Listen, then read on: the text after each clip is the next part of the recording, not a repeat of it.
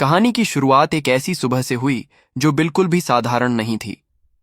समुद्र किनारे वाले एम्यूजमेंट पार्क के पास एक एनिमल पार्क था जहां जंग हुआन काम करता था।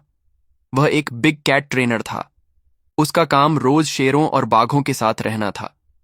सच कहें तो उसे इंसानों से ज्यादा इन जानवरों को संभालना आसान लगता था। सुआ जंग हुआन की बेटी थी। उसे डांस करना बहुत पसंद था और उसने अपने कमरे के दरवाजे पर एक बड़ा सा बोर्ड लगा रखा था जिस पर लिखा था, पापा का आना मना है। उनके पास ओंग नाम की एक बिल्ली भी थी जो रोज उनकी नोक झोंक देखती रहती थी। उस रात टीवी पर अचानक एक इमरजेंसी खबर आई। दुनिया भर में कोई अनजान ज़ोंबी वायरस फैल रहा था। टीवी पर दिखाया जा रहा था कि कैसे संक्रमित लोग दूसरों को काट रहे हैं और पागलों की तरह भाग रहे हैं। देखते ही देखते पूरे शहर में दहशत फैल गई।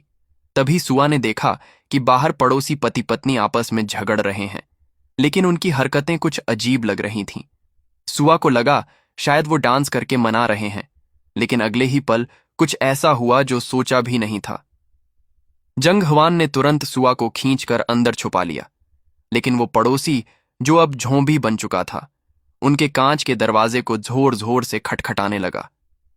ऐसा लग रहा था वो अपना सिर मार मार कर कांच तोड़ देगा। जंग हुआन ने सुआ से कहा कि बिल्ली को उठाओ और अपने कमरे में छुप जाओ। वह खुद पड़ोसी को समझाने के लिए वहीं रुक गया, पर जाहिर है झोंबी को कहाँ कुछ समझ आना था। वह तो बस काटने के लिए बेताब था। किसी तरह उस झोंबी को संभालने के बाद सुआ ने अपना ग्रुप चैट चेक किया तो देखा कि ढेर सारे लोग संक्रमित हो चुके हैं। सब के सब झोंबी बन रहे थे।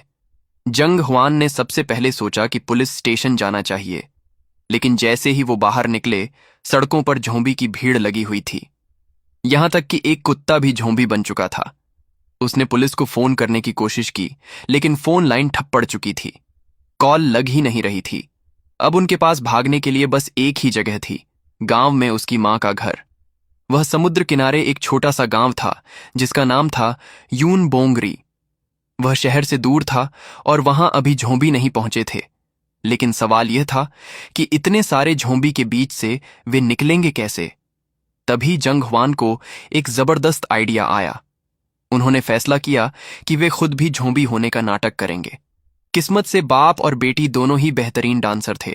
उनकी एक्टिंग इतनी असली थी कि आसपास के झोंबी भी कंफ्यूज होकर उन्हें देखने लगे। उनका यह नाटक काम कर गया और वे बड़े आराम से भीड़ के बीच से निकलने लगे। लेकिन जब तक उन मंद बुद्धि झोंबी को समझ आता कि ये इंसान है, वे सब उनकी तरफ लपके। एक बूढ़े झोंबी ने सुआ को पकड़कर गिरा भी दिया। तभी जंग हुआन उसे बचाने के लिए दौड़ा। उस झोंबी ने जंग हुआन का हाथ पकड़ लिया और जोर से काटा, लेकिन किस्मत अच्छी थी कि झोंबी के दांत नकली थे, इसलिए वो उसकी खाल को काट नहीं पाया। जंग हुआन ने तुरंत सुआ को एक सुरक्षित कोने में छुपाया और खुद सड़क पार करके कार लेने चला गया। उनका प्लान एकदम सही काम कर रहा था। वे जल्दी से कार में बैठे और वहां से तेज रफ्तार में निकल गए। जंग हुआन को थोड़ी राहत मिली थी, लेकिन तभी उसने देखा कि सुआ अचानक बिल्कुल खामोश हो गई है। एक अनजाने डर के साथ जंग हुआन ने सुआ की बांह ऊपर की। उसने जो देखा उससे उसके होश उड़ गए। सुआ का हाथ पीला और ग्रे पड़ चुका था और उस पर काटने के कई निशान थे। असल में जब सुआ उस कोने में छुपी हुई थी, तभी एक छोटे बच्चे झोंबी ने उस पर हमला कर दिया था। झोंबी वायरस बहुत तेजी से फैला। उसकी आंखों के ठीक सामने सुआ धीरे धीरे एक आदमखोर झोंबी में बदलने लगी। जंग हुआन के अंदर भावनाओं का तूफान उठ रहा था। उसे समझ नहीं आ रहा था कि वो क्या करे। जैसे ही झोंबी बनी, सुआ ने उस पर झपट्टा मारा। जंग हुआन ने बस इतना किया कि उसके सिर पर एक हुडी डाल दी और उसे सीट बेल्ट से कसकर बांध दिया। इस कड़वी सच्चाई ने जंग हुआन को पूरी तरह तोड़कर रख दिया। आखिरकार वे गांव में उसकी मां बैम्सन के घर पहुंच गए। उन्होंने अभी सुआ को ठीक से संभाला ही था कि टीवी पर सरकार का एक नया आदेश आया।